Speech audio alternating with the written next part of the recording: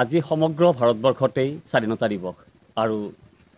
৭৮তম এইবেলি স্বাধীনতা দিৱস সমগ্ৰ ভাৰতবৰ্ষতে পালন কৰিছে উলহ মালহে আমি দেখিছোঁ সমগ্ৰ অসমতো কৰিছে গতিকে এই যি শ্বহীদ স্বাধীনতা দিৱস স্বাধীনতা দিন পাৰ হৈ গ'ল আমাৰ আজিৰ পৰা যে ৭৫ বছৰ গৰকি গ'ল বা ৭৬ বছৰ গৰকি গ'ল এই গৰকি যোৱাৰ পিছত এই নলবাৰী জিলাৰ ধৰ্মপুৰ সমষ্টিত আমি সতীৰ্থক দেখিবলৈ অনুৰোধ জনাইছোঁ সীমান্ত শ্বহীদ হৈছিল বিজয় ডেকা নামৰ এজন পাহোৱাল ডেকাই আৰু ১৯৬২ চনত জন্মগ্ৰহণ কৰা বিজয় ডেকাই যেতিয়া জইন কৰিছিল আমাৰ ভাৰতবৰ্ষৰ যি সেৱাৰ কাৰণে তেখেতেই জইন কৰাৰ দিনাখনেই তেওঁৰ যি কেম্পত তেওঁৰ মৃত্যু হৈছিল সেই সময়টো আছিল ১৯৮৬ চন আৰু এই যি বিজয় ডেকাই সমগ্ৰ ভাৰতবাসীৰ বাবেই দেহে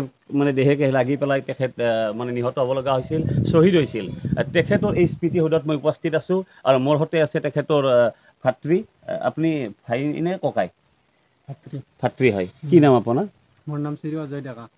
আচ্ছা আপুনি এতিয়া কি কৰি আছে মই এতিয়া খেতি কৰোঁ খেতি কৰি খাই আছে আপোনাৰ এই কৃষকৰ পইচা লাভ কৰিছেনে পোৱা নাই মই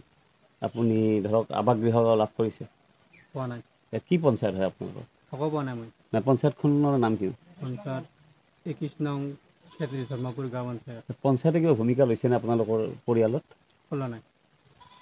আমি তেখেতৰ ভাতৃৰ পৰা জানিব পাৰিছোঁ যে তেখেতৰ ভাতৃয়ে কৃষি কৰ্মত জড়িত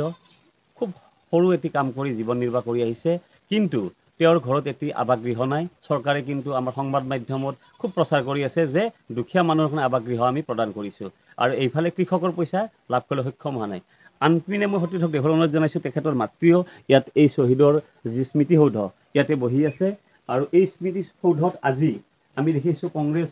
একাংশ কৰ্মীয়ে তেখেতৰ স্মৃতিক সজীৱ কৰাৰ কাৰণে ইয়াত আজি পতাকা উত্তোলন কৰিছে বন্তি জ্বলাইছে আৰু তেখেতৰ মাতৃয়ে বন্তি জ্বলাইছে মই মাতৃৰ ওচৰত যাম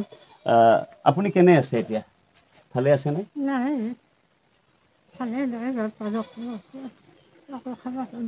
দেহাটো অলপ দুৰ্বল হৈ গৈছে মই ধৰি আনা কৰিব লাগে খাবাৰো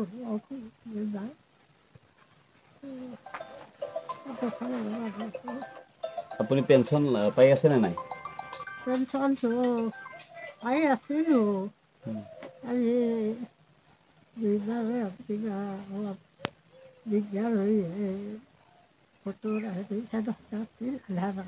আপুনি চৰকাৰী ঘৰ পাইছেনে এতিয়া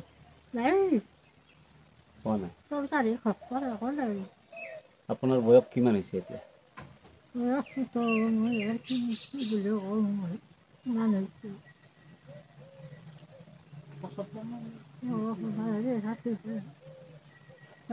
বীৰ শ্বহীদ বিজয় ডেকাৰ যি মাতৃৰ পৰা আমি জানিব পাৰিছোঁ তেখেতৰ দেহা অসুস্থ তথাপিতো চৰকাৰী পক্ষই এতিয়ালৈকে দৃষ্টিগোচৰ কৰা নাই তেখেতে বাসগৃহৰ এটি অভাৱ হৈ আছে বাসগৃহ পোৱা নাই এতিয়ালৈকে আৰু আমাৰ এই স্মৃতিসৌধত স্থানীয় গাঁওবাসী মানুহ আছে মই তেখেতৰ পৰা জানিব বিচাৰিছোঁ কি কয় আপুনি তেখেতৰ লগত খুবেই জড়িত বা তেখেতৰ যেতিয়া বিজয় ডেকা নিহত হৈছিল তাৰপিছত হয়তো যিটো পেঞ্চন পাব লাগে কিছু পৰিমাণ লাগি দিছিল আপুনি কি কয় পেঞ্চনটো ঘৰতে বহুত প্ৰব্লেম হৈছিল হোৱা নাছিল পেঞ্চনটো নহওঁতে মই ১ বছৰমান ধৰি লাগি পেঞ্চনটো মই কৰি দিলোঁ এতিয়া পেঞ্চনটো সময় এনেকৈ চলি আছে আৰু কিন্তু চৰকাৰৰ পৰা তেখেতক সকলো এটা আৱাসগৃহ বা যিখিনি সুবিধা লাগে সেইখিনি দিব লাগে আচলতে তেখেতৰ এটা ল'ৰা আছে ল'ৰাজনেও হাজিৰা কৰি চলি আছে তেখেতসকলৰো অৱস্থা বেয়া হয় নিশ্চিতভাৱে ক'ব লাগিব যে আমি স্থানীয় গাঁওবাসীৰ পৰা গম পাইছোঁ যে তেখেতৰ খুবেই অভাৱ হৈ আছে চৰকাৰী পক্ষই এতিয়া দৃষ্টি দিব লাগে তেখেতৰ এতিয়া আৱাসগৃহৰ কাৰণে কাৰণ যি আমাৰ সীমান্তৰ শ্বহীদ হৈছিল এই যি আমি তেখেতৰ সন্মান যাচিব লাগিছিল যি পৰিমাণে যাচিব লাগিছিল চৰকাৰী পক্ষই আজিলৈকে সেই পৰিমাণে সন্মান যচা আমি দেখা নাই সেয়ে মুখ্যমন্ত্ৰীক আমি কাটৰ অনুৰোধ জনাইছে স্থানীয় গাঁওবাসীয়ে যে তেখেতক সসন্মানেৰে আৱাসগৃহ বা তেখেতৰ পুত্ৰ যি কৃষি কৰ্মত জড়িত তেখেতৰ বাবে এটি PM কিষাণৰ আঁচনি অনুদান যাতে প্ৰদান কৰে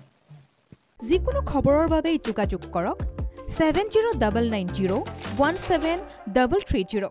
আৰু 7099017110 নম্বৰত